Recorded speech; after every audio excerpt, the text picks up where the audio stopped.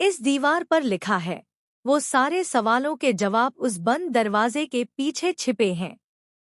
अनु के दिल की धड़कनें तेज हैं, क्योंकि वही दरवाजा अब उसकी तकदीर की चाबी बनने वाला है। आर्यवर्धन के घर में वो दरवाजा, जिसे कभी किसी ने खोलने की हिम्मत नहीं की, आज उसी दरवाजे के सामने खड़ी है अनु। एक अजीब सी सरसराहट, एक बंजारन औरत की चिट्ठी, और उसमें लिखा, अगर अपने सवालों के जवाब चाहिए तो उस दरवाजे को खोलना ही होगा।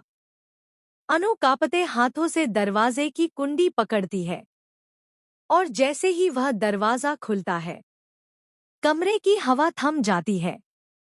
सामने एक तस्वीर, और उसके नीचे एक औरत, जो कुर्सी से बंधी हुई है।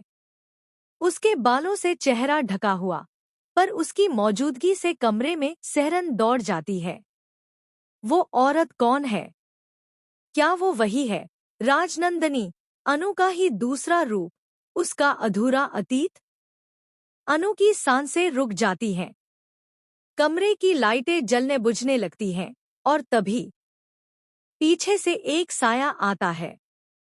जोरदार वार होता है। अनु बेहोश होकर जमीन पर गिर जाती है। जब वो होश में आती है, कमरा फिर से बंद होता है। सवाल वहीं के वहीं हैं, पर अब शक और गहराया है। क्यों कोई नहीं चाहता कि अनु उस कमरे की सच्चाई जाने? कौन है वो जो इस राज को हमेशा के लिए दफन रखना चाहता है? धीरे धीरे खुलने लगती है साजिश की परतें। पता चलता है कि ये सब किसी और का खेल था।